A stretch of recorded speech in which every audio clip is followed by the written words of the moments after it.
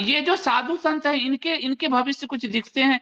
ये आदमी मतलब ये सन्यासी होके किस तरह का व्यवहार ये साधु संत कर रहे हैं।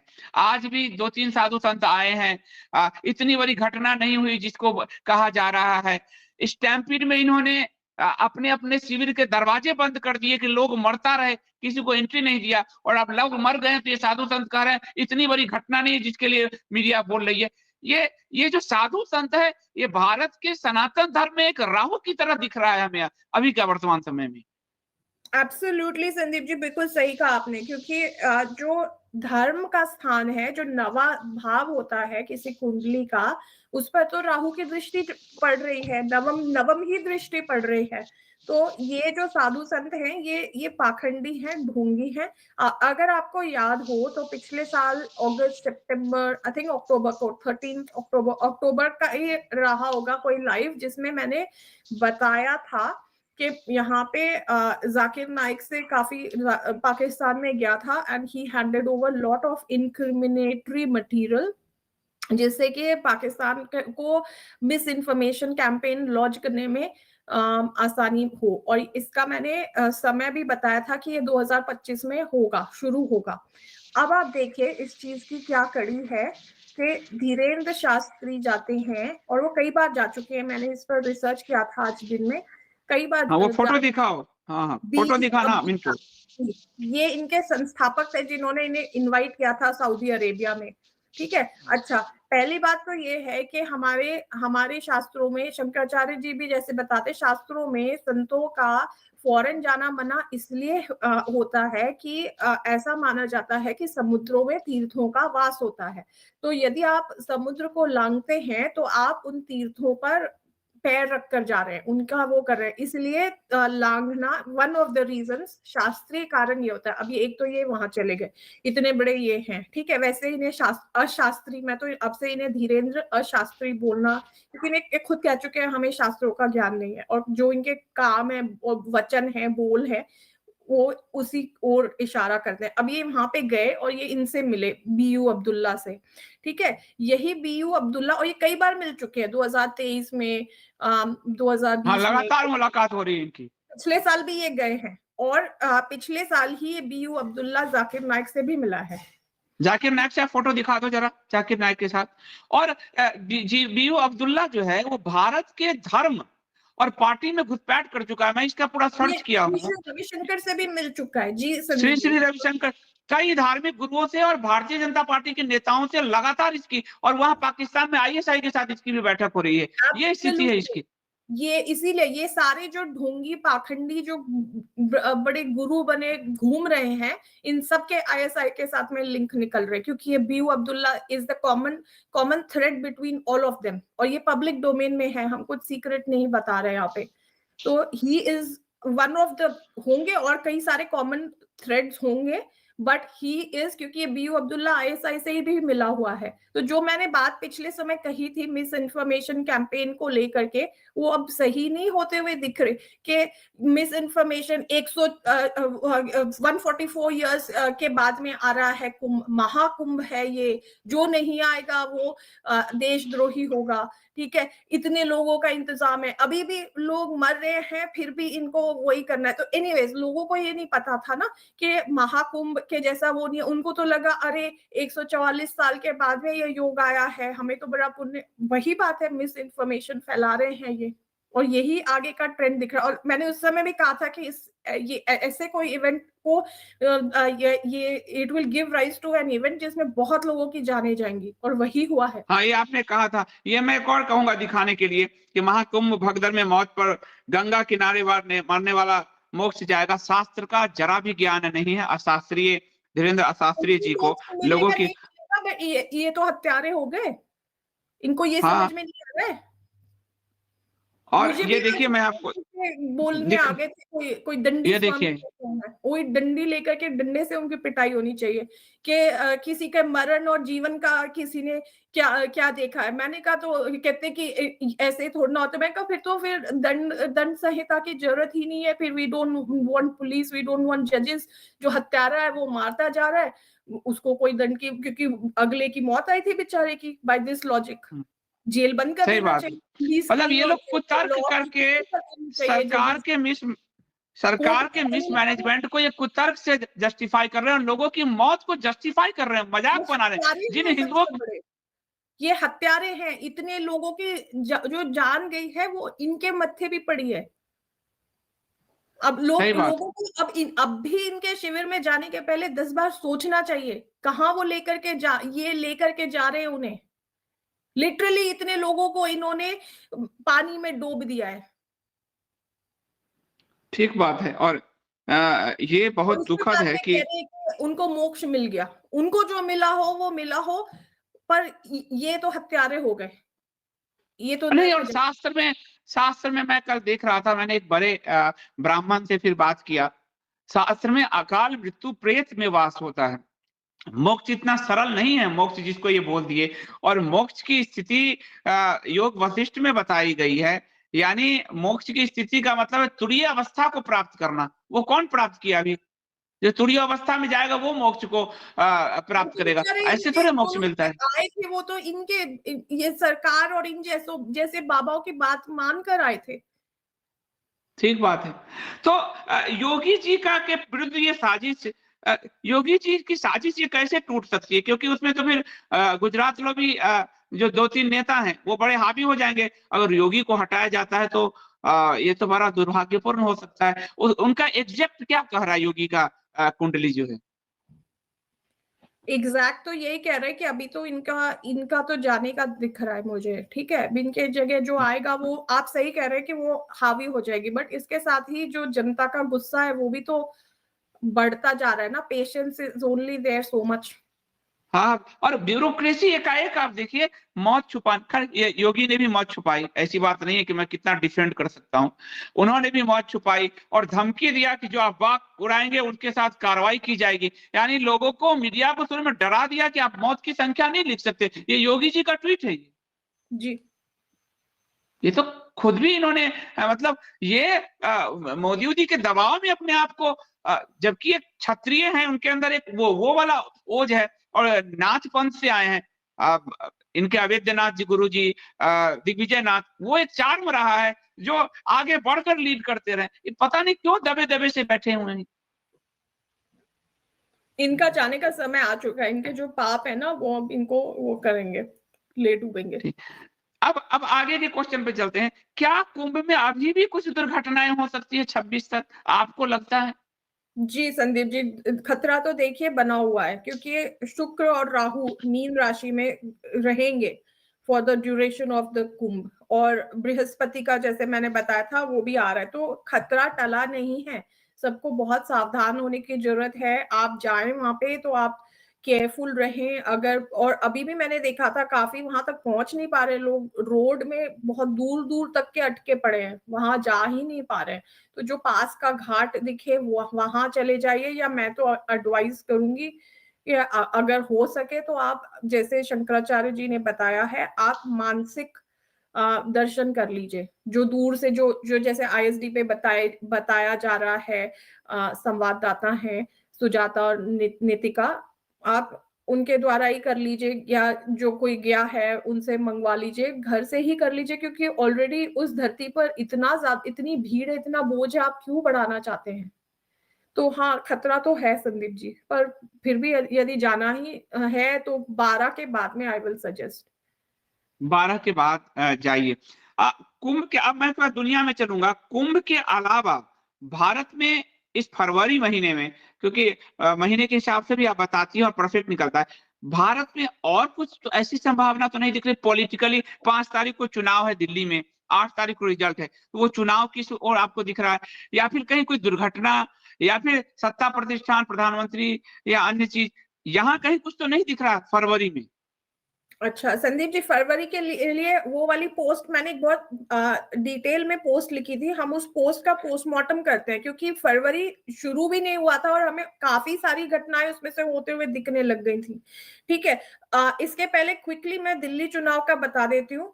जो पिछली बार हमने देखा था दिसंबर में, आई थिंक किसी ने पूछा था, तो हमने देखा था उस समय अतिशी वाज लीडिंग आप, तो मैंने अतिशी का देखकर बताया था कि आपकी शॉर्ट सक्सेस दिख रही है। बट अब क्योंकि अरविंद केजरीवाल लड़ रहे हैं, तो इतनी क्लियरली नहीं दिख रही है मुझे उनकी जीत, इतनी सर्टेन नहीं है। पर और इतनी क्लियर मेजोरिटी से मे बी इतने नंबर्स में नहीं आएगी, पर मुझे अभी भी आप ही आते हुए दिख रही है, ठीक है। और यदि ईवीएम का खेल ना हो तो आई पुट दैट कैविएट, आप आते हुए दिख रहे हैं। और भाजपा की स्थिति ये रहेगी कि वो उसका जो तारा सिद्धांत है उसके अनुसार विपत तारा आ रहा है। विपत तारा मतलब भाजपा खुद ही अपने गलत निर्णयों और अपने कार्यों और जो एक्शंस हैं उसके चलते, गलत एक्शंस के चलते हारेगी। तो भाजपा तो नहीं तो आएगी। जैसे आपने विपद तारा कहा, parliament type of situation, but आप इज द बेस्ट। संपत तारा आ रहा है आपका, ठीक है। संपत मीन्स हैप्पीनेस एंड सक्सेस। तो नहीं, इसमें मैं दो सवाल है। एक तो अभी तो मुख्यमंत्री के रूप में आतिशी ही लड़ रही है, आगे केजरीवाल ने कहा कि मेरा चेहरा होगा, लेकिन अभी मुख्यमंत्री तो आतिशी ही है। आप आएगी पक्का, सर्टन आप ही आएगी संदीप जी, मैं तो बता रही हूँ। दूसरा कि आपने विपत्ति तारा कहा, तो क्या टोटल भारतीय जनता पार्टी पर विपत्ति तारा है, या सिर्फ एक दिल्ली चुनाव को लेके है, या टोटलिटी में? ठीक है, चुनाव कब है? 5 तारीख को। तो चुनाव के रिलेशन में भाजपा पे उस दिन विपत्ति तारा है। अच्छा, उस दिन विपत्ति तारा है जी। वैसे। और यदि आतिशी उनका चेहरा है तब आप आ रही है, पक्का आ रही है। मतलब चेहरा तो केजरीवाल है, लेकिन मुख्यमंत्री आतिशी है। और अभी ये घोषणा नहीं किया, एक चैनल पे उसने कहा था। लेकिन ये जो विपत्ति तारा को संपत्ति तारा में ये ईवीएम आदि बदल सकता है क्या? मुझे यदि अतिशी है मुख्यमंत्री का चेहरा तो मुझे कम आसार लग रहे हैं। नहीं, और अब ये जो कुंभ में इतना सब कुछ हो गया ना, तो लोग और ज्यादा सतर्क हो चुके हैं। तो विपत्ति तारा कितना क्लियरली बताता है कि विपत्ति तारा मतलब जिसका आ रहा है उस दिन, उसका मतलब वो अपने खराब गलत निर्णयों और खराब कार्यों के चलते वो परेशानी में पड़ेगा। और आप देखिए अभी कुंभ में ये हो गया, तो अब लोग फूक फूक के कदम रखेंगे। जो थोड़े बहुत करने भी वाले थे भाजपा को, वो शायद ना करें, या वो घर पर पे एक बात है, आज मोदी जी ने एक और मास्टर स्ट्रोक खेला है श्वेता जी। एक बजट में मिडिल क्लास को 12 लाख तक का प्रॉफिट दे दिया है। तो पूरा जो दिल्ली है वो नौकरी पेशा मिडिल क्लास वर्ग ही ज्यादा था। ये भी हो सकता है। नहीं, पर इसका कोई बजट ज्यादा प्रभाव नहीं पड़ेगा। अच्छा नहीं पड़ेगा। तो अब हम आगे बढ़ते हैं श्वेता जी, कि पूरी दुनिया में अगर हम अभी देखें, एक विमान टकराया, हेलीकॉप्टर विमान, अमेरिका जैसा देश, वहां विमान टकराहट हो रही है। एक सुना है आज भी एक कई घर पे विमान गिरा है, अग्नि की घटना हुई। कुंभ में भी 2 बार अग्नि की घटना हुई। आज सिलेंडर फटे हैं, और आपने कहा था कि मंगल की स्थिति है तो अग्नि की घटनाएं बढ़ेंगी। ये भी और बढ़ेगी क्या दुनिया में, भारत में? संदीप जी, मैंने जो भविष्यवाणी की थी वो फरवरी मंथ के लिए की थी, ठीक है। तो अभी तो मंथ शुरू हुआ है, जो आपने थंबनेल दिया है ना, अभी तो शुरुआत है। चलिए अब आज हम उस भविष्यवाणी को पढ़ते हैं जो मैंने लिखी थी 15 जनवरी को, ठीक है। उसमें से ऑलरेडी आप देखिएगा कितनी घटनाएं हो चुकी हैं। और वो मैंने दिखा देना। ऑस्ट्रेलिया, अमेरिका, नेपाल, इंडिया के लिए लिखी थी, क्योंकि दुनिया के में कितने देश है और हर देश के लिए डिटेल में करना पॉसिबल नहीं होता। पर हमारे दर्शक यहाँ के हैं और मैंने देखा कि वो रिक्वेस्ट कर रहे थे कि आप अब इन देशों के लिए भी बताइए, इसलिए हमने की थी। अच्छा, अब हम देखते हैं फरवरी माह के लिए भविष्य संकेत। 8 फरवरी से 11 फरवरी के बीच मंगल और शनि फिर से समान अंश पर आ रहे हैं, जो कि ग्रहण और शनि के पूर्व भाद्रपद नक्षत्र में गोचर के कारण जो आपातकालीन स्थितियों का प्रतीक है, काफी प्रभावी होंगे। पूर्व भाद्रपद नक्षत्र इमरजेंसीज का कारक होता है, और पूर्व भाद्रपद नक्षत्र मीन राशि और कुंभ राशि दोनों में बटा हुआ है। तो आप देखिएगा कुंभ में जो हुआ उसमें कितना प्रासंगिक है मीन राशि में। अच्छा, इस ग्रह योग के परिणाम स्वरूप युद्ध, महामारियां, भूकंप, सुनामी, आग, विस्फोट, जहरीली गैस या गैस इन जनरल, क्योंकि राहु गैस का कारक होता है, हवाई आपदाएं, आंधी तूफान जैसी घटनाएं, ज्वालामुखी विस्फोट या अन्य बड़े पैमाने पर होने वाली घटनाओं का खतरा बढ़ जाएगा।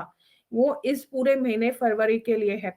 विशेष रूप से एशिया प्रशांत देशों, एशिया एंड एशिया पैसिफिक, जिसमें ऑस्ट्रेलिया, उत्तरी ऑस्ट्रेलिया, रूस, यूरोप और आर्कटिक सर्कल में, ये विश्व का मैंने ब्रॉडली बताया, ये यहाँ पे अफेक्ट ज्यादा होगा।